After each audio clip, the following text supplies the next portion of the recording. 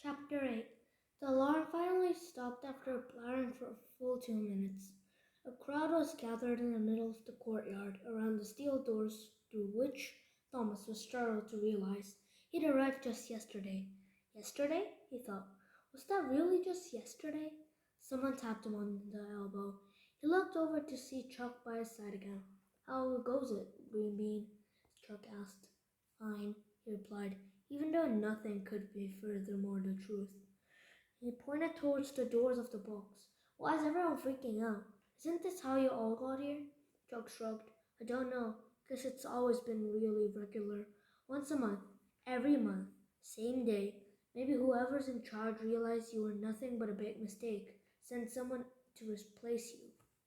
He giggled and he elbowed Thomas in the ribs. A high-pitched snigger that inexplicably made Thomas like him more. Thomas shot him a new friend at a fake player. You're annoying, seriously. Yeah, but we're buddies now, right? Chuck laughed improperly this time, a squeaky sort of snort. Looks like you're not giving me much choice than one. But the truth was, he needed a friend, and Chuck would do just fine. The kid folded his arms, looking very satisfied. Glad that settles, Greenie. Everyone needs a buddy in this place. Thomas grabbed Chuck by the collar, joking around. Okay, buddy, then call by me my name, Thomas, or I'll throw you down this hole after the box leaves.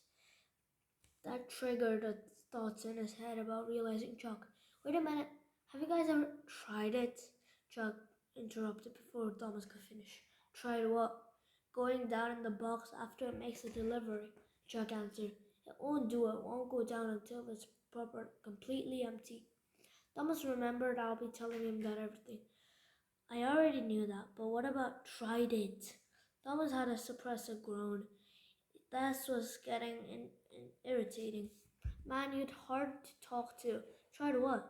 Going through the hole after the box gone down. Can't. Doors won't open. But there was just emptiness, blackness, nothing. No ropes, nada. I can't do it. How could that be possible? Did you try it?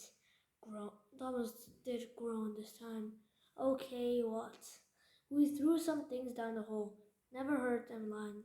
It goes on for a long time. Thomas paused before he replied, not wanting to be cut off again. What are you, a mind reader or something? He threw as much sarcasm as he took into the comment. Just brilliant, that's all, Chuck winked. Chuck, never wink at me again. Thomas said it with a smile. Chuck wasn't a little annoying, but there was something about him that made things seem less terrible.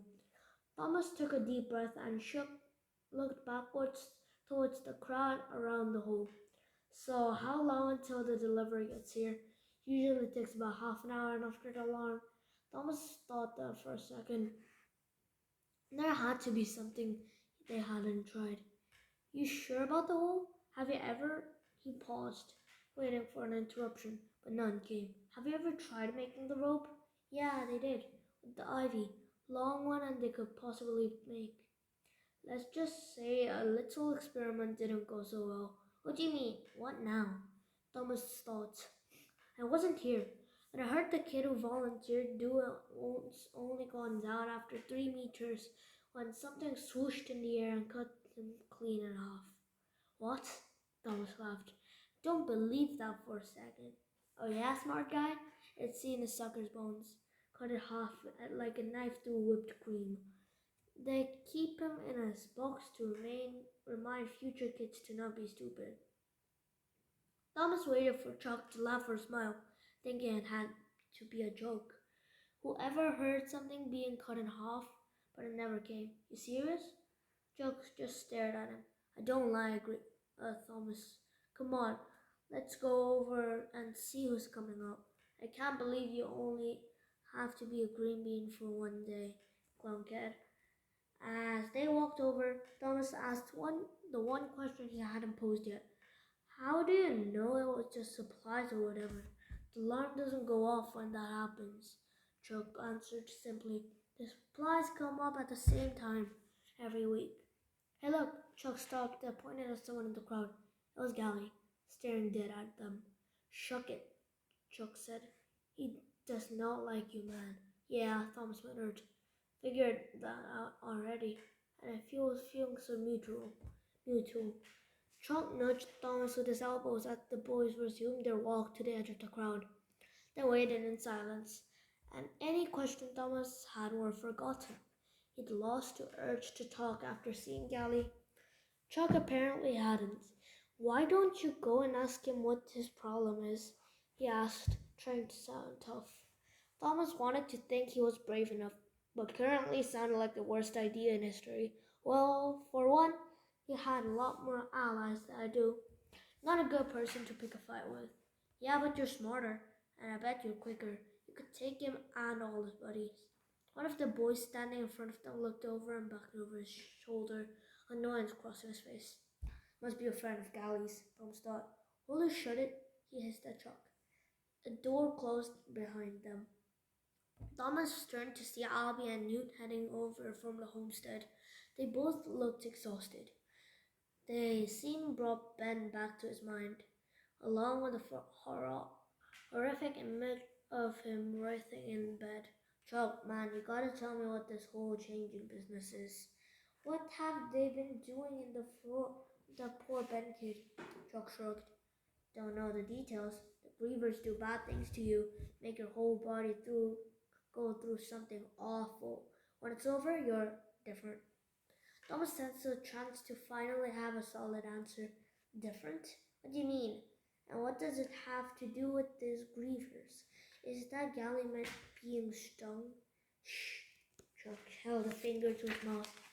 Thomas almost screamed his frustration, but he kept quiet. He resolved to make Chuck tell him later, whether the guy wanted to or not. Albie and Newt reached the crowd and pushed themselves to the forward, standing right over the doors and led him to the box. Everyone quieted, and for the first time, Thomas noted the grinds and rattles of the rising lift, reminding him of his own nightmarish trip the day before. Sadness washed over him, almost as if he were relieving those few terrible minutes of awakening the darkness to the memory loss. He felt sorry for whoever this new kid was, going through the same things. Muffled blue broom announced that the bizarre lift had arrived. Thomas watched in anticipation as Newt and Albie took positions on the opposite sides of the shaft doors. A crack split the metal square right down the middle. Simple oak head was attached on both sides, and together they yanked them apart. With a metallic scrape, the doors were open, and the puff of dust from the surrounding stone rose in the air. Complete silence settled over the gliders as Newt leaned to get a better look to the box. A faint bleating of a goat in the distance echoed in the courtyard. Thomas leaned forward as far as he possibly could, hoping to get a glance at the newcomer. With a sudden jerk, Newt pushed him back into an upright position, his face scrunched up in confusion. Holy, he breathed, looking around, nothing in particular. By this time, Albia got a good look as well, and a similar reaction. No way, he murmured, almost in the trance. A chorus of questions filled the air as everyone began to be pushing forward to get a small look at the opening. What did they see down there? Thomas wondered. What did they see? He felt a silver and a muted fear, similar to what he'd experienced that morning when he stepped towards the window to see the griever. Hold on, Albie yelled. Silence him. Just hold on. Well, what's wrong? Somebody yelled back. Albie stood up. 2 newbies in 2 days, he said, almost in a whisper. Now this. 2 years, nothing different. Now this. Then, for some reason, he took a straight at Thomas. What's going on here, Greenie? Thomas stared back, confused, his face turning bright red, his gut clenching. How am I supposed to know? Why don't you tell us what the shuck is down there, Albie? Collie called out. There's no more murmurs and another search forward. You shan't shut up, Albie yelled. Tell him, Newt. Looked down the box one more time, then faced the crowd. It's a girl, he said. Everyone started talking once. Thomas only caught pieces here and there. A girl? And God dibs, What does she look like? How old is she? Then was drowning at the sea in confusion. A girl? He hadn't even thought why the glade had only had boys. No girls. Haven't even had a chance to notice. Really, who is she? He wondered. Why? Newt shushed him again. That's not the bloody half of it. He pointed down at the box. I think she's dead.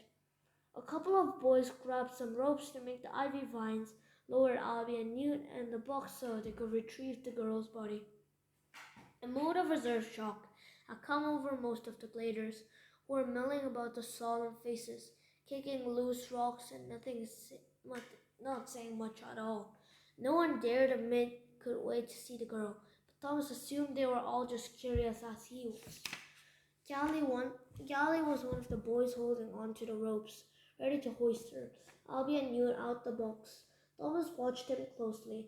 His eyes were laced with something dark, almost sick fascination. A gleam that made Thomas suddenly more scared of him than he'd been minutes earlier. From deep inside the shaft came Albie's voice, shouting that they were ready. And Gally and a couple of others started pulling up on the rope. And a few grunts later, and the girl's lifeless body was dragged out across the edge of the door and onto one of the stone bricks making up the ground of the glade. Everyone immediately ran forward, formed a packed crowd around her. A palpable excitement hovered in the air, but Thomas stayed back. The eerie silence gave him some creeps, and if they're opened of the recently laid tomb. Despite his own curiosity, Thomas didn't bother trying to force his way to get a look. The bodies were too tightly squeezed together, but he had caught out the glimpse of her before being blocked off. She was thin, but not too small, maybe 1 meter 70, from what he could tell. He looked like could be 15 or 16 years old, and her hair was tar black. But the thing that had really stood out of him was her skin, pale, white as pearls. Newt and Albie scrambled out of the box after her, then forced their way through the girl's lifeless body. The crowd were forming behind to cut them from Thomas's view. Only a few seconds later, the group parted again, and Newt was pointing straight at Thomas. "Greenie, get over here," he said, not bothering to be polite about it. Thomas' heart jumped into his throat. His hands started to sweat. What did they want him for? They just kept getting worse and worse. He forced himself to walk forward, trying to seem innocent about acting like someone who wasn't guilty was trying to act innocent. "Oh, calm it," he told himself. "You haven't done anything wrong." But he had a strange feeling that maybe he could have without realizing it. The boys lined the path to Newt and the girl glared at him as he walked past, as if he was responsible for the entire mess of the maze and the glade and the grievers. Thomas refused to make eye contact with any of them, afraid of looking guilty. He approached Newt and Albie, who both knelt beside the girl. Thomas, not wanting to meet their stares, concentrating on the girl. Despite her paleness, she was really pretty. More than pretty, beautiful, silky hair, flawless skin, perfect lips, long legs. It made him sick to think that the way about a dead girl, but he couldn't look anyway. Won't be that way for long, he thought with a queasy twist in his stomach. She'll start rotting soon. He was surprised at having such a morbid thought. "You know this girl, Shank?" Albie asked, sounding ticked off. Thomas was shocked by the question. "Know her? Of course I don't know her. I don't know anyone, except for you guys." "That's not," Albie began, then stopped and frustrated sigh. "I meant, does she look familiar at all? Any kind of feeling you've seen her before?" "No, nothing." Thomas shifted, looking down at the feet, then back at Albie, then back at the girl. Albie's voice creased. "You sure?" He looked like he didn't believe a word Thomas said, seemed almost angry. What could he possibly think I have to do with this? Thomas thought. He met Albie glare evenly and answered the only way he knew it. "Yes. Why?" "Shuck it," Albie muttered, looking back down at the girl. "Can't be a coincidence. 2 days, 2 greenies, one alive, one dead. Then Albie's words started to make sense and panic flared in Thomas. You don't think I. He couldn't even finish the sentence. Slim it, Granny, Newt said. We're not staying, you bloody killed the girl. Thomas' mind was spinning. He was sure he'd never seen her before, but the slightest hint of doubt crept his mind. I swear she doesn't look familiar at all, he said anyway. He had enough accusations. Are you? Before he could finish, the girl shot up in lifting position. As she sucked in a huge breath, her eyes snapped open as she blinked, looking around at the crowd surrounding her. Albie cried out and fell backwards. Newt gasped and jumped up, stumbling away from her. Thomas didn't move, his gaze locked on the girl, frozen in fear. Burning blue eyes started back and forth as she took deep breaths. Her pink lips trembled as she mumbled something over and over in disapproval. Then she spoke one sentence, her voice hollow and haunted, but clear. Everything is going to change. Thomas stared in wonder as her eyes rolled up into her head and she fell over to the ground. Her eyes fist shot into the air as she landed, staying rigid after she grew still, pointing towards the sky, clutched in her hand as the wadded piece of paper. Thomas tried to swallow, but his mouth was too dry. Newt ran forward and pulled her fingers apart, grabbing the paper. With shaking hands, he unfolded it, then dropped into his knees, spreading out the note on the ground. Thomas moved up behind to get a look. Scrawled across the paper in thick black letters were 5 words. She is the last one, ever.